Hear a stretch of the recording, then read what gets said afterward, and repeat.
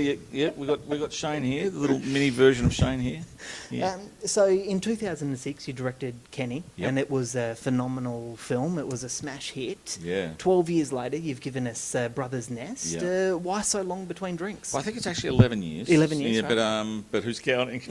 But why so long? Look, it's just hard to get a film made. It's hard yakka getting a film made, and it hasn't been from trying, from not trying to get it up. So there hasn't been a week since the release of Kenny where I haven't worked on another film. But it is, films take a long time to get made in this country. The average gestation period for a film in Australia is 8 to 10 years. We're only a year over that, so it's not too bad. But I'm hoping the next one doesn't take as long. I've got a good 10 movies in me, but I've only got another couple of decades. So that's the maths don't work out. So no, that's why when we made this film, we decided to try a different way of getting the film funded and getting independent cinemas involved from the get-go and pretty much bringing on board the cinemas that have been so supportive of us when we released Kenny and offering them a little more in the equation. And in return, they stepped in and gave an advance on the movie hire. And we were able to get a film up and made and finished from start to finish within, I think it was about 16 months. Wow. So, yeah, pretty unheard Fantastic. of. Unless you're Rolf de Heer, that doesn't happen. No, that's right. Yeah. And we should let everyone know as well that this isn't the first thing that Clayton's directed since Kenny. You've also done a heap of short films as well as Miss Fisher's Murder Mysteries. Yes, and we did a pilot for Moon Man, which was the Lawrence Mooney vehicle for ABC. I did a web series with Shane called Morty Coots. We also did Kenny's World, where we did 9 episodes, where we travelled all around the world. It was the International Year of Sanitation. Right. And not many people know about it. I didn't know about that. It played on Channel 10, but it's a 9-part series that's out there. And then a lot of TV, a lot of some documentaries, made quite a few documentaries in that time, and some commercials, and a few music videos. Wow, there you go. Yeah. So what was it like stepping onto a film set again and filming something on such a large scale? Oh, well, I love it because it's such an immersive thing, making a film. It's so all-consuming. You're creating a whole universe, and it's a glorious experience when it goes well. And we were very blessed; it went very well, and Shane and I had an absolute ball making it, and we loved working with each other on Kenny. So it was great to come back to it. But what was really particularly great was coming back to it with Shane after he'd had all this other experience. He'd gone off and worked with so many other directors, and so when he came back to work with me, there was he had craft that we were just all fumbling around in the dark when we did Kenny, but suddenly it was a very different experience. Wow. There are very similar themes of family dysfunction between Kenny and Brother's Nest. Was that part of the appeal for you? It's a theme that I always come back to. Family is a big one for me. I think it's I think so much of what is great about the world and what is not so great about the world can often stem from childhood. It's those childhood experiences and whether or not you've been validated as a child or not. And so, parenting, the family experience, dysfunction in the family, one's quest for validation are all themes that I'm really interested in. And what's great about them as themes is that they can feed into almost every genre, every story. I like films to have a humanity to them. Jamie Brown said that he wrote the script for you and Shane in mind. Were you always going to direct though? That was the deal according to him. I mean, I'm not sure. I mean, it's. I think there was talk earlier on that there might have been offered to Chris Parlow, who was one of the other writers on the film as well. But I don't know the full answer to that. But I do know that when it was presented to me, it was Jamie saying, "Look, I've written this for you and your brother, and I'd love you to make it and love you to be in it," which was both sort of daunting and humbling at the same time. Wow.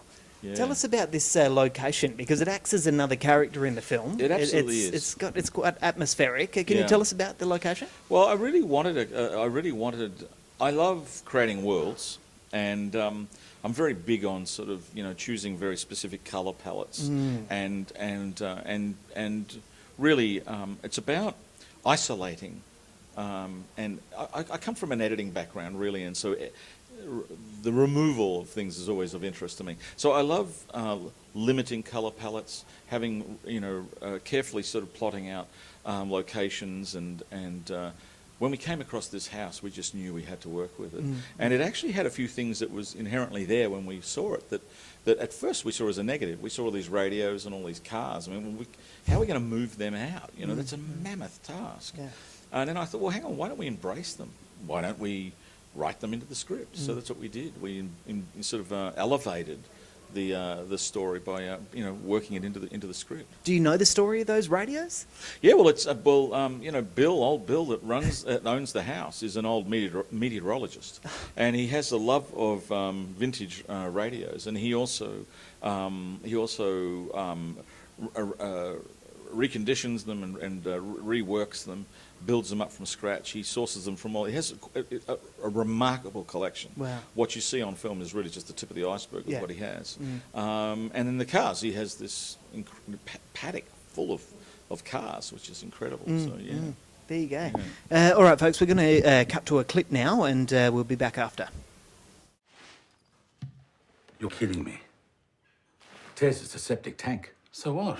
Water. What about it? The power. When you flush. Surge. Where's the power come from? I don't have power in the toilet. The pump.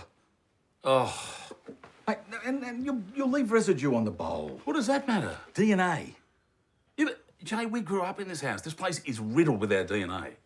Yeah, but old DNA, not new. There's a difference. What? So, what if I want to take a shit? Well, unless you want to poo in your hands and put it in your pocket, I suggest you hang on like a big boy.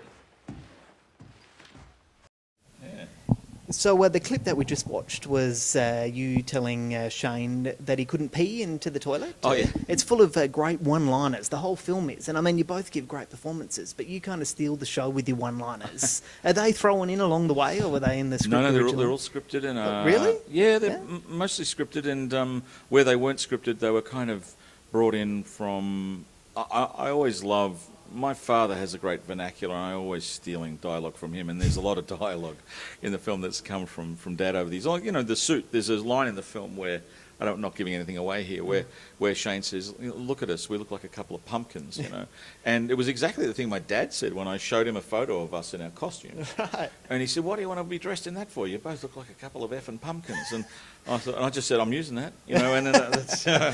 but no, there are a lot of... dialogue's really important to me. One of the things that was interesting with this film, and I remember saying it to Shane, as I said, mate, you're kind of known as the comedian, but the weird thing is I actually get a lot of the good lines in this film because I do all the damn talking. And I said, are you okay with that? And he was great because Shane said, I'm in this for the drama. He said, he said, I did the comedy thing with Ken. He said, I really love this story and I'm in it for the relationship and the drama. And I said, well, I've got to tell you, you are the star of this show. All eyes will be on you and how you respond to the madness of the older brother. So, it was an interesting turnaround because I'm used to sort of sitting back and watching him sort of say all the great lines, What's the best thing about working with Shane? Laughter, it's just, the guy's just, he's an endless source of energy. He is remarkable. He has a remarkable patience because the thing is, you can actually hand Shane a phone book and come back in 3 hours' time and he'll recite. He has like a photographic memory. So you can show him a script and he only has to glance over it a couple of times and he remembers it. I have to actually spend weeks, training the brain, and I have to use a number of tricks. It can't just be... it's got to be sort of, I've got to use audio, I've got to use physical memory, touch, every trick in the book. And poor old Shane spent a lot of the film just waiting for me to get my lines right, So, but no, the greatest thing was just, we adore each other as brothers, and it was great fun, and we were living together as we made the film as well. Right. So he was cooking me meals while we were working on the next day's shot list, and my son was also on the film, and he was staying with us as well. So it was a really great like the family that you see on screen is not the family that was existing Yes. while we're making the film. Yeah, You know? yeah. Tell us about the casting of Lynette and Yeah. Kim, because they're two of they're fantastic actors. They're very, very talented, and I don't think we see them enough on the big screen I'm in with you Australia. 100% there, Yeah. and I was very disappointed when we got to the point where we had shot all their scenes. I really wanted to keep filming, and I've worked with Kim over the years. I have. I've been in scenes with him as an actor, but I also had him in a short film years ago. It was actually ironic when we turned up on set. It dawned on me all of a sudden that the short film I had him in was a film where he's actually held hostage by an environmental terrorist. Right, and right. I said, "I'm sorry, mate. I don't know what it is about you and bandits, but and being held hostage. But he is a brilliant actor, and it's great to sort of." I think people are going to be a little shocked to see what we do to poor Colin Carpenter in this, but he's an amazing actor with incredible sort of sensibilities and a wonderful humanity, and he's playing. It's a really great role because you hear so much about the character. Through the two brothers, and then when you meet him, you've got to ascertain for yourself as an audience whether he, marries up to the things that you've heard the brothers saying about him, yeah. and what you get is a very different thing. And with Lynette, it's a really complex role, Yes. and she just knocks it so far out of the park. It's not funny. And then of course we've got Sarah Snook. Oh, Snooky. My God, we were so blessed to have her. It's a great cameo, and she was great because Shane worked with her on Oddball, and the dressmaker. yeah, too. and the dressmaker, Yeah. yes. And he just rang her up and he said, are you interested? And she said, yeah, let's do it. It was a real easy, and she was great. And as I said, you've got a pretty tough job in this because you sort of rock up towards the end and you've got to kind of bring all the dials back to normal for the audience, Yeah. because we take them on a bit of a ride. And her job is to kind of be there for the audience when the roller coaster ends and to open the gate and let them out and make sure that they're actually all intact. Yes, yeah. Yeah. The film takes a very dark and violent turn towards the end. We won't give too much No, away, please but don't. it's there's some great prosthetics in there. It does get Yeah. quite violent. Did you always want to push those boundaries? Well, I just wanted it to be real, and I wanted it to, it was, young brothers, will fight, each other, and I thought, the stakes are so high in this film that I would love to see what would be the version of adult brothers fighting each other. Yes. It was interesting, without mentioning names, one of the crew members, when he read the script, called me back and said, look, you're not going to believe this, but I was so sort of taken by your script, but when I went home that night, I walked in to see my two sons fighting each other. They were teenage boys fighting each other, fisticuffs, with the mother trying to beat them off with a broom. And he said, your film is real. It exists. It exists in my own house. Yeah.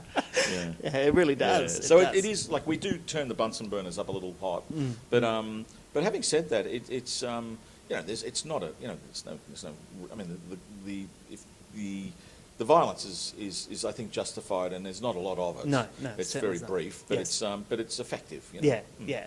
I want to talk about you and Shane again for a little bit. Did acting out such a dramatic performance with your sibling, did it bring up any emotions from growing up together? Yeah, sure. Like Shane and I, there's 7 years difference between us. I am the eldest, and and all brothers and all siblings have to sort of fight their way through to sort of see where, to find that sort of equilibrium that's going to last the rest of your life. And it's not always a rosy road. And so, but he was, Shane has always been, the ideal younger brother. Let me just say that I was the arsehole because, he was 7 years younger than me. I was 17, he was 10. And like most younger brothers, he was interested in what the older brother was doing. And so he Yes. was very curious. And, for a 17-year-old, I didn't want my 10-year-old brother hanging around. Yeah. So I was probably a little too harsh with him back then. And I remember my dad pulling me into line and pulling me aside and saying, that boy, idolises the ground you walk on. And you can actually screw that And if you do screw that up, you'll never get that back. Yeah. And I'm glad he had that chat, because of course, we're the best of mates now. And as you get older, those age They do. differences change. And I'm Yeah. better looking and look younger than him anyway, so it doesn't matter. Great answer. Clayton, thank you very much for joining us. Really appreciate it. And I cannot urge everyone enough to go and see this film. It's in cinemas June 21. And at the end of the year, I've got a feeling you're going to see this film on a lot of top 5 lists, and you're going to want to be able to say that you've seen it. So get out there and watch it and support Australian cinema. Good on you. Thank you so much. Thank you.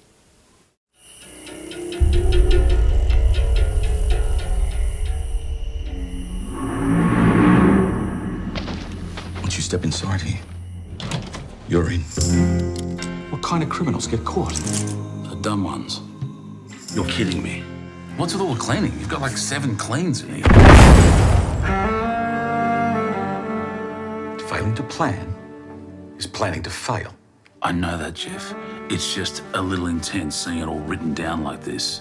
We can't have bruises, no scuffs, no scratches. What's going on here?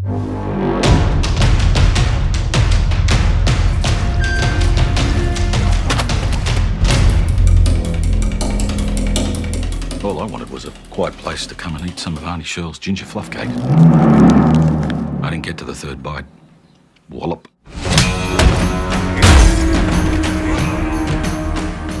You don't have to be hard up to do bad shit for money. 000 emergency. Are you after police, fire, or an ambulance? Yeah, all of them?